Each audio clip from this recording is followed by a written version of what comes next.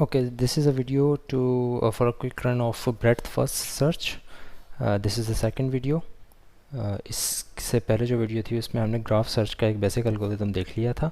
Now let's start with the breadth first search.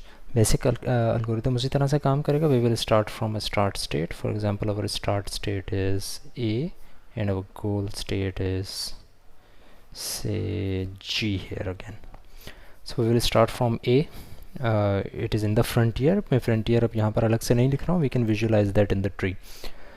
So A is in the frontier because it is not the goal. तो इसको हम expand करेंगे. ए से हम जा सकते हैं डी पर और बी पर. D and B. ए को हम विज़िट कर चुके हैं. अब डी और बी में से चॉइस है. अभी तक हमने लास्ट वीडियो में ये किया था कि हमने रैंडमली सेलेक्ट कर लिया था कि कौन कौन से किस नोड को पहले सेलेक्ट करना चाहिए.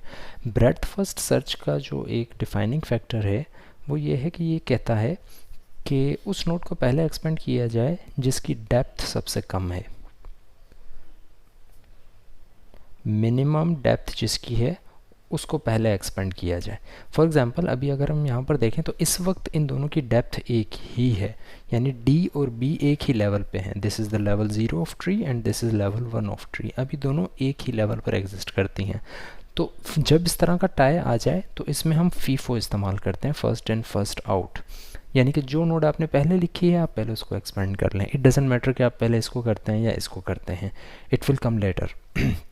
सो फॉर एग्जांपल अगर मैं फीफो करता हूँ, यूजुअली फीफो अप्लाई होता है ब्रेडथ फर्स्ट सर्च में फर्स्ट इन फर्स्ट आउट. तो क्योंकि मैंने फर्स्ट डी को लिखा था तो अब मैं डी को पहले एक्सपेंड करूँगा. यानी कि पहले डी को देखा जाएगा क्या डी गोल है, गोल नहीं है, विजिट भी नहीं हुआ, तो हम पहले डी को एक्सपेंड करेंगे. अच्छा, अगर डी को अब देखें तो डी से आप कहीं पर भी नहीं जा सकते. इसका मतलब है यहाँ से आप कहीं पर भी नहीं जा सकते. इसके कोई चिल्ड्रन नहीं है, लेकिन हम फिर भी इसको लिख देंगे कि हमने इसको विज़िट कर लिया है ताकि नेक्स्ट टाइम हम दोबारा इसको विज़िट ना करें, because it is a dead state. अब नेक्स्ट बारी आती है बी की. ओके, जब डी और बी लिखे थे तो हमारे पास फ्रंटियर में डी और बी आ गए थे. अब हमने डी को विज़िट कर लिया है. अब नेक्स्ट बारी हमारी है बी की, क्योंकि बी ही है सिर्फ फ्रंटियर के अंदर अनएक्सपेंडेड नोड्स. सो बी को जब हम पिक करते हैं तो बी चूँकि गोल नहीं है तो बी को हम एक्सपेंड करेंगे. बी से हम जा सकते हैं एफ, एच और सी.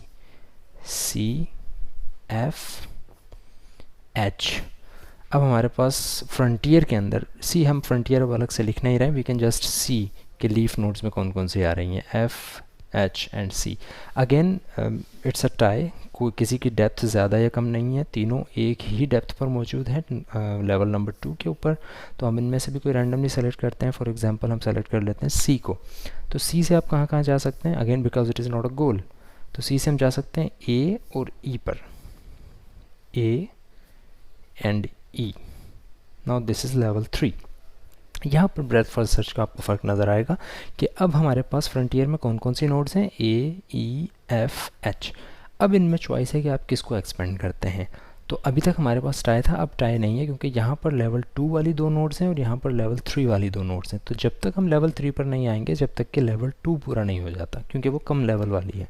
तो हम सबसे पहले एक्सपेंड कर लेते हैं फॉर एग्जांपल एफ़ को, क्योंकि एफ़ और एच में टाई है लेकिन हैं दोनों मिनिमम लेवल के ऊपर, मिनिमम डेप्थ है इनकी. तो एफ़ और एच में से हमने पहले एफ़ को सेलेक्ट किया. एफ़ से हम जा सकते, F is not the goal, तो एफ़ से हम जा सकते हैं एच पे.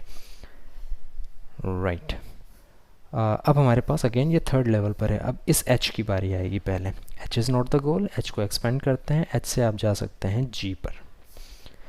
अब हमारे पास सेकंड लेवल पर कोई भी नोड नहीं बची. अब थर्ड लेवल पर आते हैं. थर्ड लेवल पर फीफो अगेन अप्लाई करेंगे. सबसे पहले ए लिखा हुआ था. ए गोल नहीं है लेकिन हम देख चुके हैं कि ए को हम विज़िट कर चुके हैं. अच्छा, मैंने साथ साथ विजिटेड भी लिखने थे यहाँ पे, मैं भी रफली देख कर लिख देता हूँ, वरना आपने जैसे ही आप अप्लाई करते हैं, जैसे ही किसी को एक्सपेंड करते हैं, आपको वो लिखते जाने. फॉर एग्जांपल हम बी को एक्सपेंड कर चुके हैं, हमने फिर सी को किया, फिर एफ़ को किया और फिर एच को किया.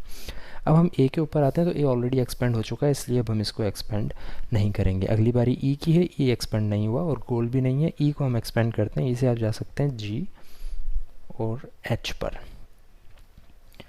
जी और एच. अब इसका लेवल 4 है. थर्ड लेवल पर जितनी है पहले उनकी बारी आएगी. ई को हम एक्सपेंड कर चुके हैं, अब हमने लिख दिया. अब एच की बारी आती है तो एच गोल भी नहीं है एच को, लेकिन हम एक्सपेंड कर चुके हैं इसलिए हम इसको दोबारा से एक्सपेंड नहीं करेंगे. अब अगली बारी आती है जी की. तो जब जी की बारी आती है तो चूँकि ये गोल है तो हम कहेंगे हमें गोल मिल गया. From what path, from A to B to H to G. इस तरह से काम करता है ब्रेड्थ फर्स्ट सर्च। इसकी क्विक अगर मैं आपको बताऊं छोटी छोटी बातें, तो वो ये कि ब्रेड्थ फर्स्ट सर्च वो गोल ढूंढ के देखा जो सबसे कम लेवल पर है, यानी कि वो गोल जिस पर पहुंचने में सबसे कम नोड्स से होके गुजरना पड़ता है, क्योंकि वो सबसे पहले सबसे मिनिमम डेप्थ वाली नोड्स को चेक करेगा। This is how breadth first search works.